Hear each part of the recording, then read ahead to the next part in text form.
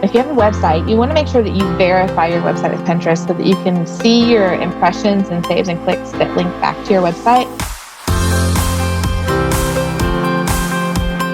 You're listening to Thrive by Design, business, marketing, and lifestyle strategies for your jewelry brand to flourish and thrive. Let's get started. Welcome to the Thrive by Design podcast, episode number 105. This is Tracy Matthews here, your host today, and I'm thrilled to be here as usual because I've been a little bit on a recording hiatus and I'm like super pumped to be back here. So today I have a really great episode. It's all about Pinterest. I'm getting a lot of questions about Pinterest. So I wanted to bring on an expert today, Marissa Wood of Blue Fairy Studios, to talk a little bit about how you can grow your Pinterest profile and how you can actually use it to boost your sales. And today we're going to walk you through some really easy action steps that are going to help you improve your profile, get more exposure for your pins, and also get people shopping maybe even directly on Pinterest. It's a great episode. I was like blown away by how much action-packed details were packed into a very short interview of about 20 something minutes. So you're in for a treat today. You're going to love it. And I'm especially excited because Marissa is doing a special guest training for our Diamond Insiders community in August this month. So I'm really, really excited to have her as a guest mentor. And, if you're a Diamond Insider, you're in for a treat. You're super stoked. If you're not a Diamond Insider and you're interested about learning more, you can get on our wait list. So I want to dive into the interview. So let me introduce Marissa. Marissa launched Blue Fairy Studios in 2015 and works as a Pinterest strategist. When not on Pinterest, she can usually be found chasing her 3-year-old daughter, playing video games with her husband or stepson, reading, daydreaming, or attempting some DIY project she found on, you guessed it, Pinterest.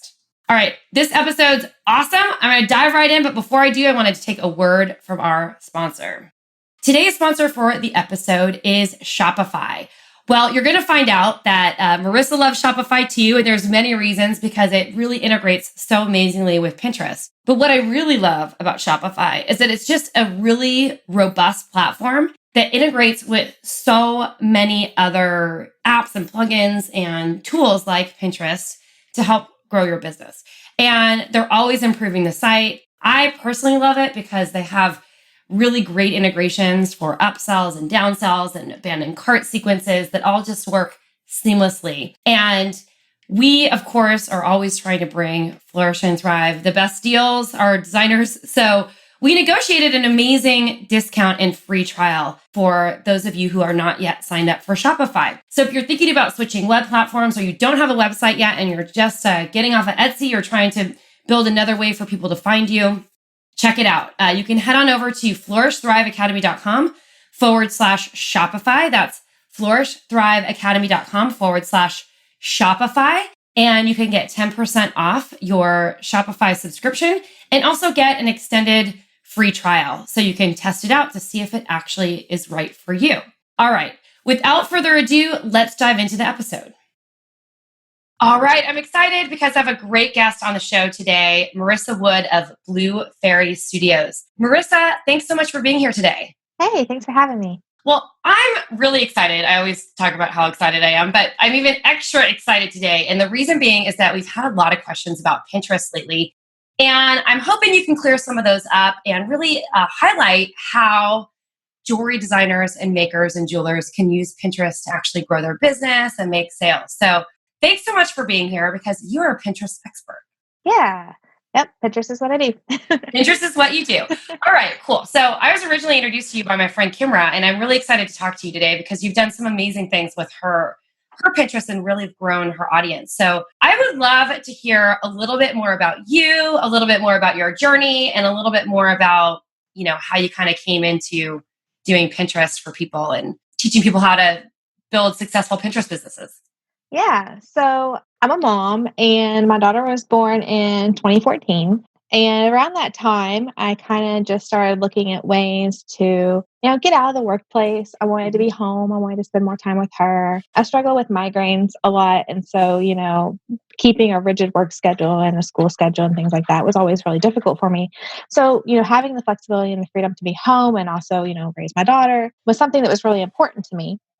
So I kind of started looking at that, before she was born, but then really kind of jumped into it right after she was born, shortly after my maternity leave, really. Kept working for about a year until I eventually quit my job in 2015. But I actually started on Etsy. So, Okay, cool. yeah, Perfect. All right. yeah. Yeah, I actually started out as an Etsy girl. So when I was looking for ways to, make an income from home, that was sort of my first thought. I'm kind of a serial DIYer, so I knew about Etsy and was like, oh, sure, let's go to Etsy. And I was thinking about what I could make and sell, and I kind of started out with aromatherapy pillows and neck wraps because I was already making them for myself. So I was like, why not? Other people with migraines, and chronic illnesses might enjoy them. And my shop did really good. I fell into a group, a makers group, and learned a lot about Etsy, learned a lot about social media marketing to grow your Etsy shop, and started offering social media services to other people because I was already doing it for myself. Like I have this habit of making businesses out of things I'm already doing. Yeah, that's a great idea. I think it's amazing. But I offered those services to my fellow Etsy sellers, and then as I sort of went along, I just it just sort of was a natural progression to, keep niching down. And my service business ended up surpassing my Etsy sales, probably because I wasn't focusing on Etsy so much anymore. Yeah. But then I started thinking, and I was like, you know what? I really just want to, focus on one platform because there's so many platforms out there. I mean, although there's sort of like the big, three or four, I really just wanted to focus on one and, really get good at that and not have to, learn everything all the time because, platforms are always changing. Pinterest being my first love, I joined Pinterest way back when, like the year it launched, and you had to be like invited and wait like weeks to get accepted. Yeah. So yeah, Pinterest being my first love, and also really loving what I did for my clients, I just decided to stick with Pinterest. So I dropped everything else, and business really, just things took off after that, and it's just been amazing. It's been an amazing journey, and I still really love it. So do you still have your Etsy shop or you ditched that? I finally closed it last year. I finally closed it last year because I was starting to get holiday orders again, and everybody that sells on Etsy knows that holidays are Yeah, crazy. yeah. And so I just couldn't do it. I couldn't balance my clients and my sales. So I closed my Etsy shop before I got too many holiday orders in, and that was that. Well, that's awesome. Although I'm sure a lot of people are bummed that they don't have their migraine neck wraps and pillows. I know. I've actually had people message me like, I need another Please. one. And I'm like, don't do it anymore. I don't suffer from migraines, but I do have people close to me who do, and it just seems so debilitating. Yeah, they're really bad. Wish them on anybody. Well, let's move on to a more positive note instead of migraines. Just kidding. So you kind of like address how you kind of fell into Pinterest. Why do you have such a passion? What like sort of drew you into Pinterest, and why did you start to love it so much? Well, I said I was a serial DIYer, and I love, my background's actually in science, which is funny. Interesting. Yeah, that actually my career was, I worked in the healthcare field as a laboratory technologist. So I've had several different careers, so that was my background, but I've always sort of had this split personality. Like I equally love science and art and creative stuff. And so Pinterest, when it came around, it was sort of my creative outlet. Like it was the place I went to find ideas and inspiration. And, you can find anything on there, really, recipes, all kinds of stuff. It really helped me when I was learning to cook when I got married. I found recipes and baking and stuff on that. So I don't know. I just really, it's just, you can find anything on there. It's great. You really can. Yeah, it's so cool. And it's become such a sales tool and like traffic driving tool, I feel like, for lots of different types of businesses. Yeah. Even product-based businesses. Yeah. How did you use it for your Etsy shop? Like, give us a little download on that. So I started using it for my Etsy shop shortly before. I didn't use it extremely a lot for my Etsy shop, actually, because I started that's about the tipping point, when I kind of tipped into using more services. But I did get a lot of good results from it. I did get Pinterest traffic in my Etsy shop, even as little as I used it. But I would post like images for my shop, my products and things like that on curated boards for aromatherapy, like different uses for different oils, the other DIY spa, things like people like make scrubs and stuff like that. So I used it a lot more for like information and education about aromatherapy and relaxation techniques. But then I also looped my products in so that, that was sort of like, here's a technique that you can use. Exactly. Yeah. So. Exactly. Oh, that's so cool. I love that. So as we know, like Pinterest is super powerful for product-based businesses, especially jewelry designers. In fact, we have several designers in our community who are getting a ton of traffic from Pinterest. And I was talking with one of our designers recently, and she was mentioning how her traffic on her website started declining because like someone reported one of her pins at like her highest traffic driving pin, which is her copyright, but as a copyright infringement. And so she's like super bummed. She's trying to gain that back. So let's talk about like why Pinterest is so powerful for product-based businesses, not only for traffic driving, but for awareness and all that sort of stuff. Yeah. So one of the things that people think is that Pinterest is a social media site, and it's really not. It's really a search engine.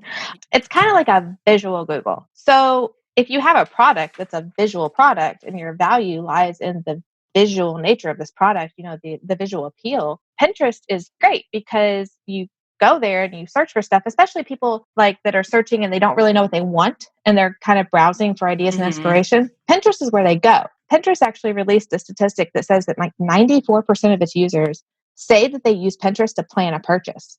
And so, so if they're looking for a gift to buy or they're looking for, it's not just for DIY and recipes. People go there to look for gifts and stuff like that for everybody or information and things like that.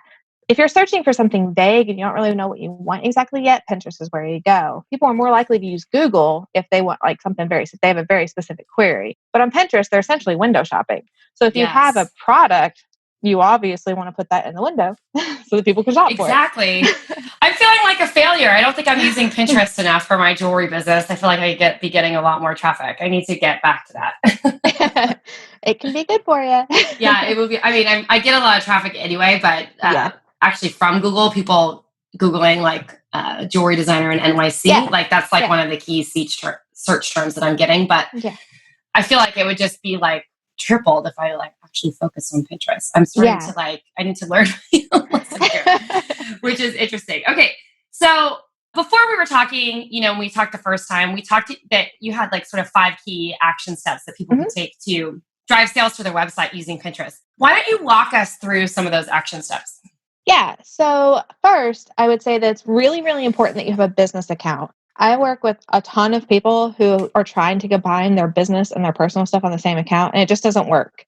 Your profile doesn't carry the same authority with viewers when you're sending those kind of mixed messages. So you really want to have an account that's specifically for your business. Probably more importantly than that, if you are promoting anything on Pinterest at all for sale, you have to have a business account because it's against their TOS to have a personal account and try to promote products. Okay. So you really want to sign up for a business account.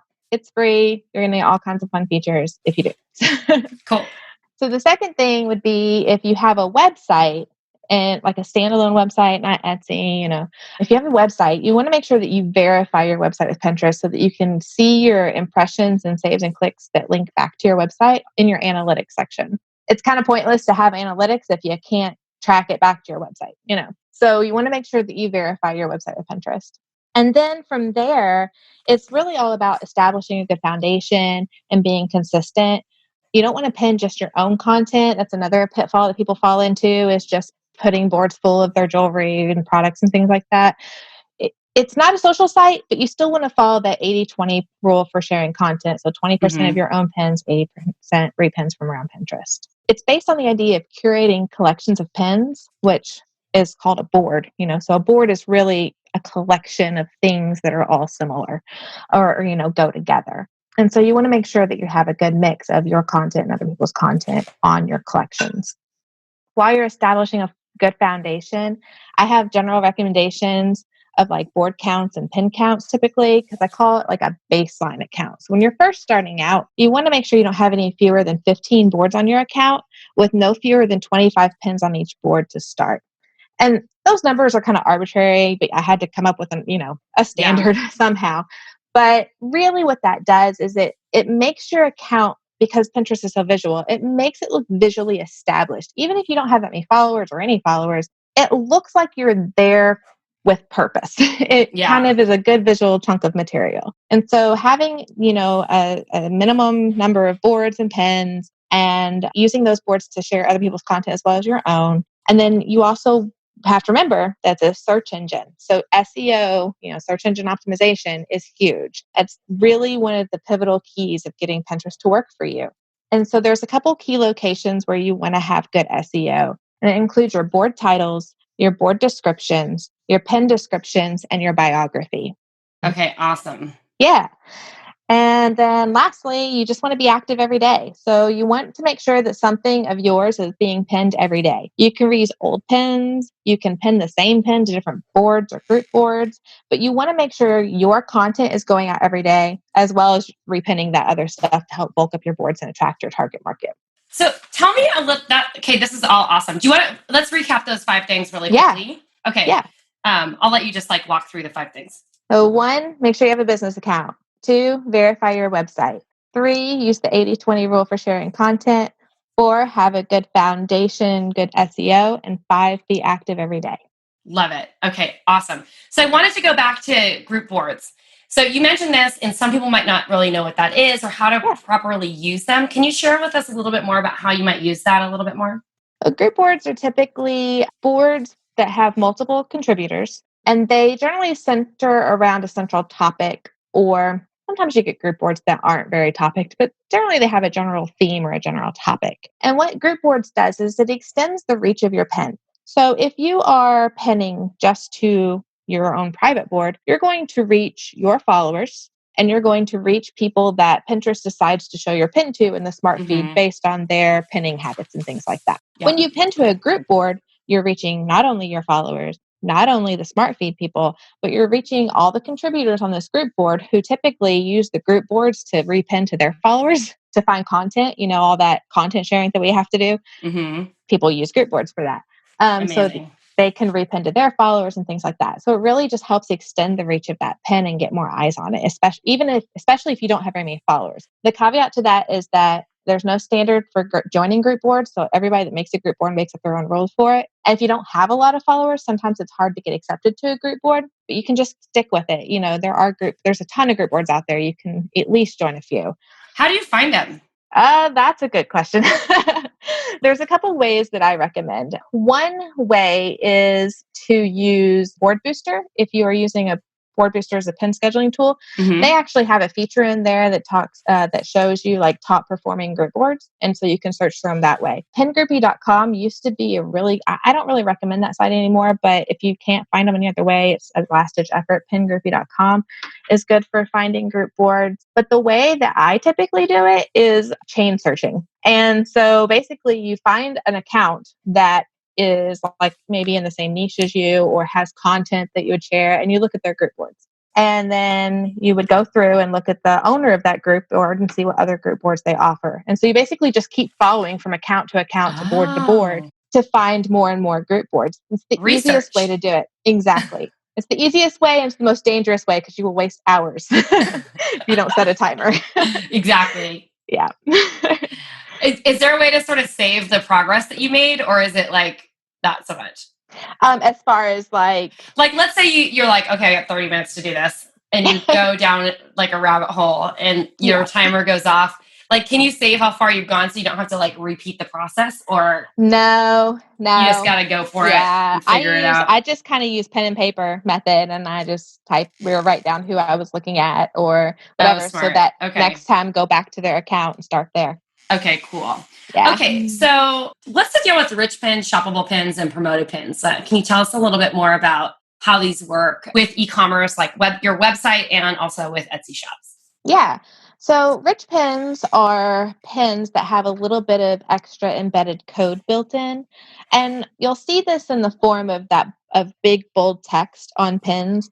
Also for product pins, they'll have prices on it. There's a couple different types, but makers are concerned about product pins, obviously. Yeah. If you have an Etsy shop, when you pin directly from your Etsy shop, your listings are going to be rich pins by default. As long as you pin from that first image. I think if you pin from the second to fifth image, sometimes rich pins don't acknowledge that.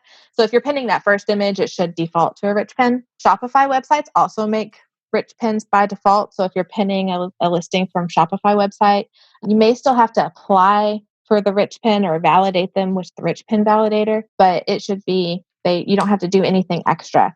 For other websites, you can add a bit of code or use a plugin to create rich pins from your site.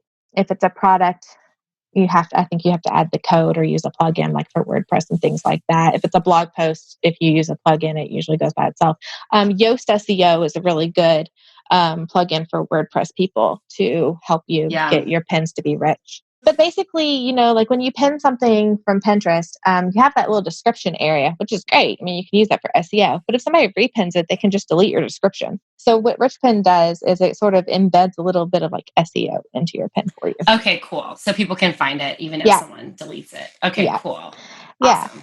Yeah. And then viable pins, which I think you said shoppable pins. Yeah. People call them the same thing. Yeah. They're the same. They're products that you can buy directly from Pinterest. So it's just a pin for a product that allows a user to add it to like a shopping cart, or I think Pinterest calls it a bag, and you can check out from Pinterest. They're not available to Etsy sellers, but if you use Shopify or BigCommerce, you can apply to use them for your products. And I think there's a wait list for Demandware right now if you're using Demandware. I don't know what Demandware is, but maybe somebody does. Yeah. Wow. That's, another reason I recommend, I'm on WordPress, but I also don't do e-commerce on my website right now. Yeah. Mm-hmm. But it just seems like another reason for people why Shopify is such an awesome option for e-commerce. Mm-hmm. Yeah, it really makes everything easy because it's all built in. Totally. Yeah. Okay, cool. And then I think promoted pins. Yeah. Promoted pins are going to be your ad content, just like on any other site. I hear mixed things about promoted pins. I hear some people get really good results with it. And then I hear other people say that they don't get very good results with it, or they've had issues with the feature, like duplicating their campaign on accident.